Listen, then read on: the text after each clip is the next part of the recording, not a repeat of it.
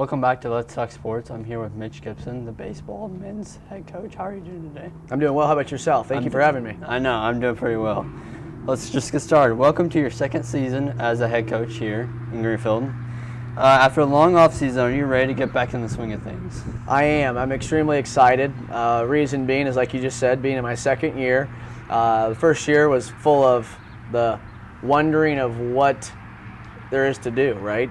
From administrative stuff to making sure meals and player packs and stuff like that are ordered and things are in line, are the little things that you kind of trying to figure out your year one, right? So just organizational purposes and stuff like that. So knowing that first year is behind me, some of those things that we did, I would say incorrectly year one, we made those adjustments and those changes to prepare us for this season, and we are more prepared than we have ever been, and excited to get right into the season this year.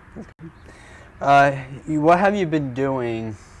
Let's more in depth. What have you been doing to the players in this off season? Sure, and that's a phenomenal question as well. Probably one of my favorite questions that you're probably going to ask today, and it's because it's allowed us in the winter time, in the fall and the winter, to get in the weight room again. Right, so this is the second straight year we have really put our time, effort, and energy into the consistency of development and the student athletes inside of the weight room.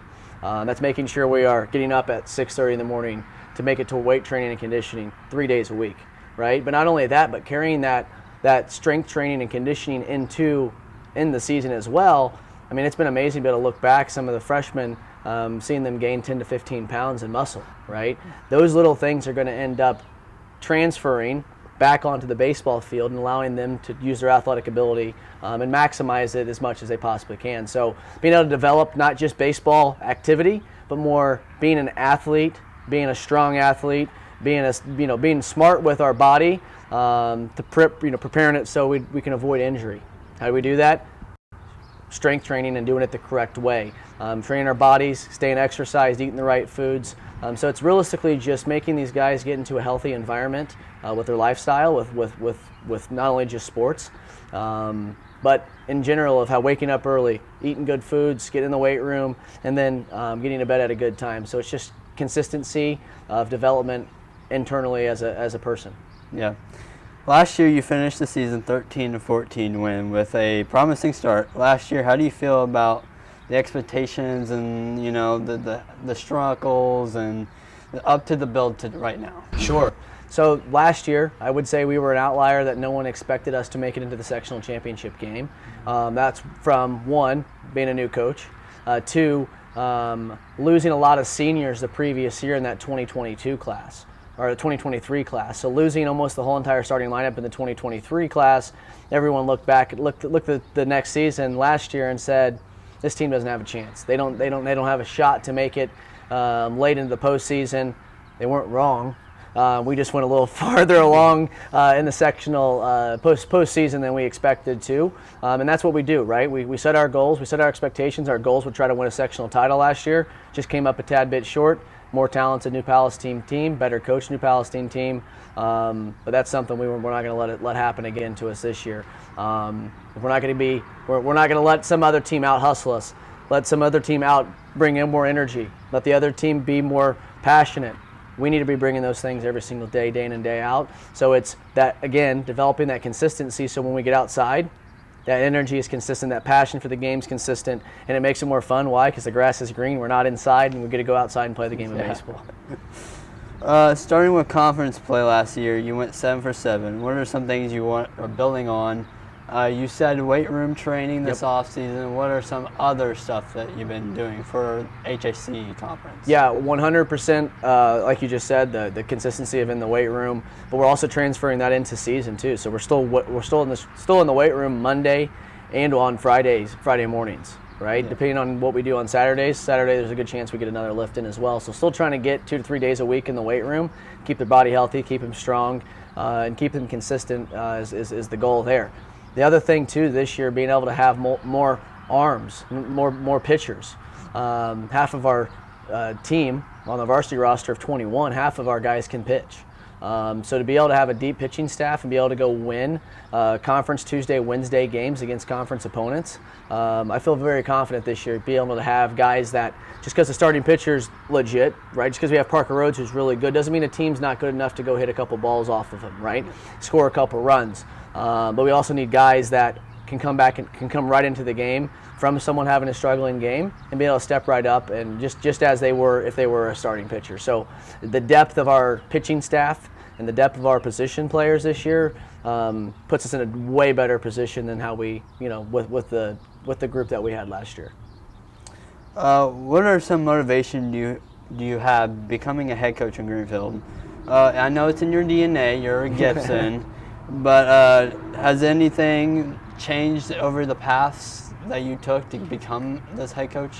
Yeah, I would say, I think it goes back to even whatever you want to do in your life, right? You got to have a why. Why are you doing something? If you're just doing something because you're doing something, the chances are the benefit of that, for the good or bad, usually don't roll within your favor, right? So you always have to have a why of why you're doing what you're doing. For me, there's two whys, right? There's a reason of why I came back to decide to coach high school baseball. It's because I remember coaches when I was in high school who took time to make me a better human being, took time to care, took time to coach me hard, took time to help me learn life skills. And that transferred into college baseball as well. That I realized coaches are more life coaches than they are sports coaches. Yeah. Right? So if I can help grow the program of what coaches did for me while I was here, and by do the simple thing of just give back and do the same thing that coach did for me, for all these 43 kids we have on our team, that's the least that I can do. And what it does is it benefits those kids and hopefully helps them not only become a better person, become a better baseball player, but maybe one day be a really good wife or a spouse of somebody's, be a good parent. Right, I had a daughter my freshman year of college. At the time, that why I was working hard and playing the game of baseball, I always had her name written in my hat, right? Because that was my why. That was what gave me some motivation. So what gives me motivation here is to give these kids an experience that I had when I was here, if not give them a better experience than I had when I was in high school, but also help build relationships with these kids to make them everlasting rather than just short term during the 4 years while they're here at Greenfield-Central. What a match you've been starting off this year with Label, and did you win? Is there any? No. We didn't. We got beat. We played LaPel on Tuesday. Yeah, we played LaPel on. Is that what you're talking about? Yeah. How did the team perform? Yeah, we performed. I was excited. We had a lot of younger kids that played. So we had a freshman right fielder that started, Hayden Zellers. We had a freshman shortstop that started, Carter Ellis. So to have some young kids mixed in with some sophomores who were also young kids last year, we've got a very young team. We've got a very talented young team with some senior leaders who are true leaders, right? Who are true leaders. We got a couple captains that have been selected. Parker Rhodes, Brady Johnson, and Xander Cobb are three of our senior captains, and rightfully so because they've earned those spots, right? And it's not just about being a leader on the baseball field. It's about being a leader in the locker room, being a leader in the classroom, being a leader outside of school campus, right? And those three have done a really good job saying this is who we are. This is GC baseball, and this is the standard in which we want to that we're going to take our program. You have a lot of back-to-back games. What is something you want to tell your team to move forward and compete in those games? So I think what a lot of people don't understand about the game of baseball is it's a game of failure, right? So it means you're going to fail more times than you're going to succeed in this game. Example, to make it into the MLB Hall of Fame, the average or the average batting average that you must have is over a 300 average. That means if out of 10 times I fail 7, it means I could strike out 7 out of those 10 times and hit those 3 out of those remaining 3 and be an all-star, right? So that just shows you even at the elite level, the best of the best, they still fail 7 out of 10 times. So our guys need to do a better job of understanding this game is about failure, but the game is not only just to teach you about failure, it's to teach you how you recover, right? So our new motto right now going on in the dugout is we make a bad play, we make an error, we strike out. We don't have bad body language. We have good body language, positivity, but our brain and mindset needs to be so what next pitch, right? If I'm so worried about the pitch that just happened that I may have struck out on, I may take that frustration with me out to the field, have a ball hit to me on defense, and I make an error because my brain and my mind is so caught up in my last strikeout that I couldn't focus on the next play. So it's got to be, don't worry about the past. 2024 doesn't mean anything, right? 2025 is the season that we're in, so we can't control anything that happened before. Live in the moment. So what? Next pitch, move on. You're going to fail. Accept the failure. Learn from it, and go execute the next opportunity.